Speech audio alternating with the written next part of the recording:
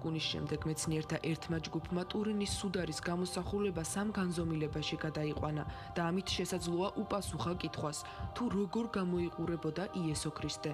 ციფრულ გამოსახულებაში მაქსიმალური სიზუსტით არის გადატანილი სახის ნაკვთები, სხეულის ფორმები და წამებისას მიყენებული ჭრილობები.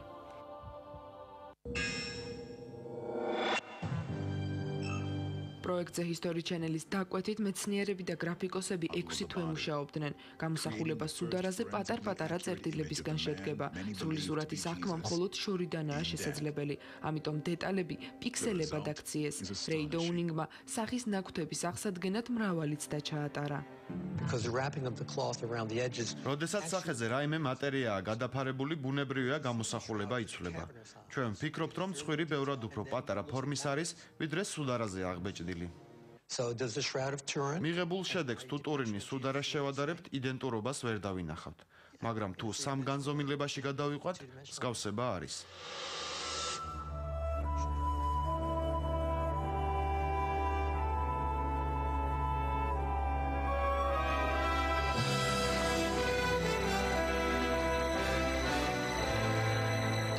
სამ განზომილებიან გამოსახულებასა და ტურინის სუდარას შორის მსგავსების შესამოწმებლად რეი დოუნინგმა თავდაპირველად სკულპტურა შექმნა. შემდეგ ლაზერული სხივით დაასკანერა და ორიგინალურ სურათს შეადარა. მსგავსება 100%-ია. ასეთივე პროცენტით ვერავინ ამტკიცებს, რომ მაცხოვარი სწორედ ასე გამოიყურებოდა, რადგან თვითონ ტურინის სუდარაზე მეცნიერებს და ეკლესიასაც ურთიერთგამომრიცხავი მოსაზრებები აქვთ. ჯერ კიდევ არ ითვლება დამტკიცებულად, რომ სუდარაზე სწორედ იესო ქრისტეს გამოსახულებაა.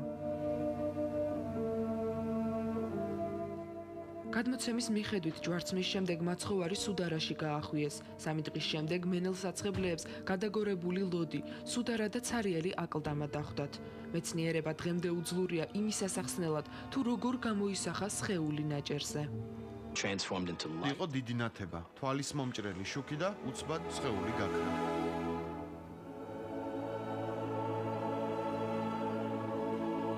თბილისში კათოლიკური ეკლესიის მოძღვარი პიერ დუმლიანი დიდი ხანია ტურინის სუდარის ისტორიას იკვლევს. სამგანზომილებიანი გამოსახულების ჩვენებისას ყურადღება ხელებზე გაამახვილა. განათლებით ექიმი სუდარის და გამოსახულების სიზუსტეს ანატომიურად აცხსნის. გაინტერესებთ, რატომ არ არის ნაიარევი ხელის გულზე? ამ ვიდეოს მიხედვით და სუდარაზე ნაიარევი მაჯაზე ჩანს. ეს ერთადერთი ადგილია, სადაც ლურსმანი დაიჭერდა. ხელის გულს ისეთი აგებულება აქვს, ჯვარცმას ვერ გაუძლებს. ეს ძალიან კარგად იცოდნენ ძველმა რომაელებმა. დააკვირდით, არ ჩანს ცერათითი. ამასაც ანატომიური ახსნა აქვს. მაჯის სახსრებში ლურსმნის ჩარტყმის დროს ყესები წყდება, თითი ავტომატურად იკეცება. მაცხოვრის შუბლზე ნიშანი რიცხვს ამსგავს, სხეული ტკივილისგან დაჭიმული და გაშეშებული იყო, ამიტომ სისხლი ამ ფორმით შედედდა. რომაელები სიკვდილმისჯილებს ან ცემდნენ, ან ეკლის გვირგვინს ადგამდნენ, ან ჯვარზე აკრავდნენ.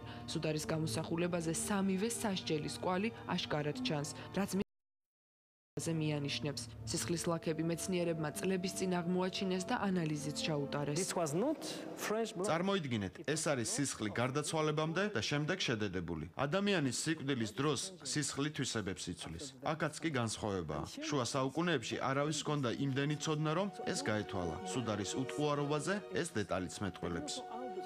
სუდარა უამრავი ინფორმაციის მატარებელია, 3D გამოსახულებაც შესაბამისად დახვეწილია. ძველი აღთქმის მიხედვით, უფლის ნებისმიერი სახით გამოსახვა მიუღებელი იყო, დიდ ცოდვად ითვლებოდა და სიკვდილით ისჯებოდა. იკონოგრაფიას მხოლოდ ქრისტეს შობის შემდეგ ჩაეყარა საფუძველი.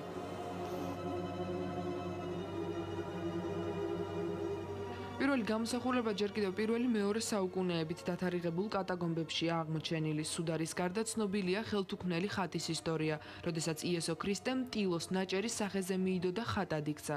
ქრისტიანული რელიგიის მიხედვით ხატწერა ზუსტ კოპირებას არ გულისხმობს. დავით ხიდაშელი ახლაც ხატს წერს. საღებავები აუცილებლად ქვებისგან და ბუნებრივი მინერალებისგან მზადდება. ამბობს, რომ მის დაწერილ ხატებზე მეცნიერული აღმოჩენები გავლენას არ მოახდენს. აი შემზარავი ნატურალიზმია. ცოტა აი იმის რაც რისგანაც ხატი გარბის ხოლმე. ხატწერის წესების მიუხედავად მაცხოვრის მრავალი სახი არსებობს. იკონოგრაფია ვარიაციის საშუალებას იძლევა. შეიძლება შეგხვდეთ იაპონელი ღვთისმშობელი ან ზანგი მაცხოვარი. იესო ქრისტე მოიცავს მთელს კაცობრიობას. ის არ არის მხოლოდ თეთრკანიანთა ღმერთი. მე-20 საუკუნეში ქრისტეს სახე უკვე რეჟისორების მთავარ თემად იქცა. 1959 წელს გადაღებულ ბენ-ჰურში რეჟისორის სახის გამოჩენას მოერიდა. ენდრიუ ლოიდ ვებერის ოპერაზე შექმნილ მიუზიკლში კი ქრისტე ყველანაირ ჩარჩოს ანგრევს.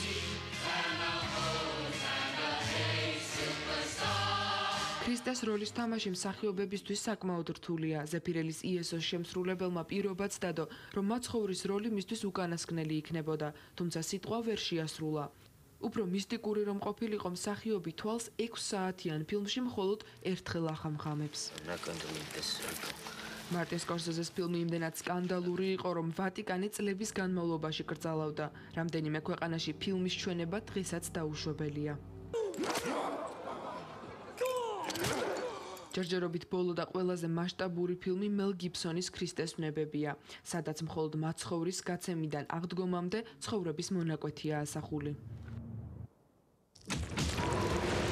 მამა ღმერთის შეუცნობადობა გარკვეულწილად ბადებს კიდევაც იმის საფუძველს, რომ ღმერთი, ასე ვთქვათ, ამ განზომილებით არ განვიხილოთ.